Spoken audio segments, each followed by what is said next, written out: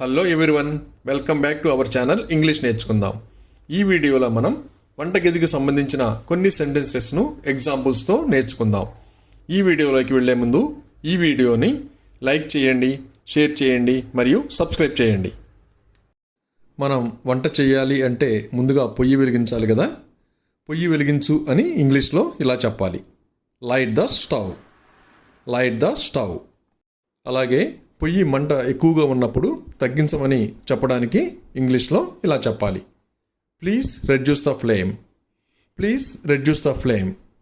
ఏదైనా కారణం చేత స్టవ్ మంట సరిగ్గా మండకపోతే మనం స్టవ్ మంట సరిగ్గా మండడం లేదు అని ఇంగ్లీష్లో ఇలా చెప్పాలి, the stove flame is not burning properly, the stove flame is not burning properly. ఒక్కోసారి వంట పూర్తయిన తర్వాత స్టవ్ ఆపివేయడం మర్చిపోతూ ఉంటాం కదా. అలాంటప్పుడు నేను స్టవ్ ఆపివేయడం మర్చిపోయాను అని ఇంగ్లీష్లో ఇలా చెప్పాలి, I forgot to turn off the stove, I forgot to turn off the stove. పాలను వేడి చెయ్యి, దీన్ని ఇంగ్లీష్లో ఇలా చెప్పాలి, warm up the milk, warm up the milk. పాలు గోరువెచ్చగా ఉన్నాయి, దీన్ని ఇంగ్లీష్లో ఇలా చెప్పాలి, the milk was lukewarm, the milk was lukewarm. ఎప్పుడన్నా మనం పాలు కాయడం మర్చిపోతే అవి విరిగిపోతాయి కదా, అప్పుడు మనం పాలు విరిగిపోయాయి అని ఇంగ్లీష్లో ఇలా చెప్పాలి, the milk was curdled, the milk was curdled. అప్పుడప్పుడు మనం పొయ్యి మీద పాలు పెట్టి మర్చిపోతే అవి పొంగిపోతాయి కదా, అప్పుడు మనం పాలు పొంగిపోయాయి అని ఇంగ్లీష్లో ఇలా చెప్పాలి, the milk is boiled over, the milk is boiled over. కూరను తక్కువ మంటలో 10 నిమిషాలు ఉడికించాలి, దీన్ని ఇంగ్లీష్లో ఇలా చెప్పాలి, కుక్ ద కర్రీ ఇన్ లో flame for 10 minutes, cook the curry in లో ఫ్లేమ్ ఫర్ 10 మినిట్స్. అలాగే కూరను మరికొంతసేపు ఉడకనివ్వండి, దీన్ని ఇంగ్లీష్లో ఇలా చెప్పాలి, let the curry cook for some more time, let the curry cook for some more time. అన్నం ఇంకా ఉడకలేదు, దీన్ని ఇంగ్లీష్లో ఇలా చెప్పాలి, the rice is not cooked yet, the rice is not cooked yet. ఒక్కోసారి పొయ్యి మీద కూర పెట్టి మర్చిపోతే అది మాడిపోతుంది కదా, అప్పుడు కూర మాడిపోయింది అని ఇంగ్లీష్లో ఇలా చెప్పాలి, the curry is chartered, the curry is chartered.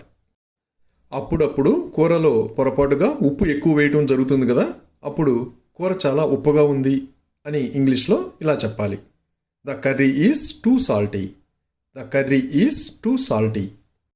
అలాగే కూర చాలా కారంగా ఉంది అని ఇంగ్లీష్లో ఇలా చెప్పాలి, the curry is very spicy, the curry is very spicy.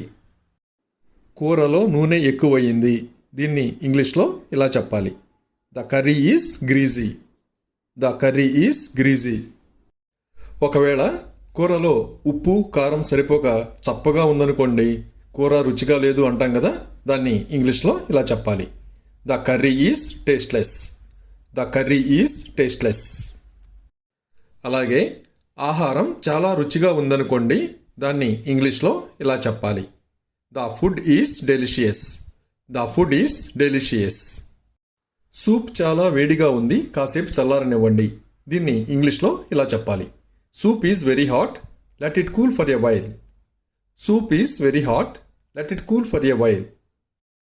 మనం బంగాళాదుంపలను ఉడకబెట్టడానికి పొయ్యి మీద ఉంచి మర్చిపోయామనుకోండి, అవి అవసరమైన దానికంటే ఎక్కువగా ఉడుకుతాయి కదా, దాన్ని మనం ఇంగ్లీష్లో ఇలా చెప్పాలి, potatoes are overcooked, potatoes are overcooked. గిన్నెలపై మూతలు ఉంచండి, దీన్ని ఇంగ్లీష్లో ఇలా చెప్పాలి, put lids on the bowls, put lids on the bowls. ఒక్కోసారి సింక్లో చెత్త అడ్డం పడి నీరు బయటకు పోదు కదా, దాన్ని మనం ఇంగ్లీష్లో ఇలా చెప్పాలి, water is not draining as the sink is clogged, water is not draining as the sink is clogged. Sink శుభ్రం చెయ్యి, దీన్ని ఇంగ్లీష్లో ఇలా చెప్పాలి, clean the sink, clean the sync.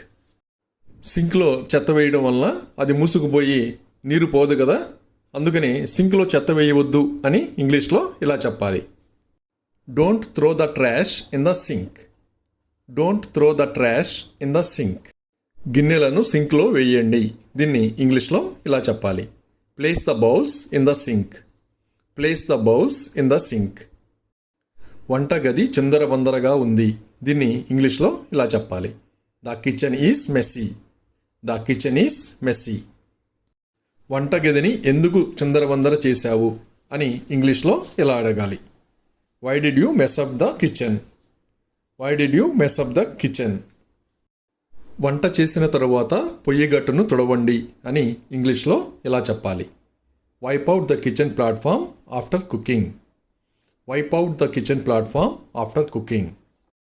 మిగిలిన ఆహారాన్ని రిఫ్రిజిరేటర్లో ఉంచండి. దీన్ని ఇంగ్లీష్లో ఇలా చెప్పాలి. Put the leftover food in the refrigerator. Put the leftover food in the refrigerator. Thank you for watching this video. మీ అభిప్రాయాలను కామెంట్స్ ద్వారా తెలియజేయండి. మరిన్ని వీడియోల కోసం ఈ వీడియోని లైక్ చేయండి, షేర్ చేయండి మరియు సబ్స్క్రైబ్ చేయండి. Thank you.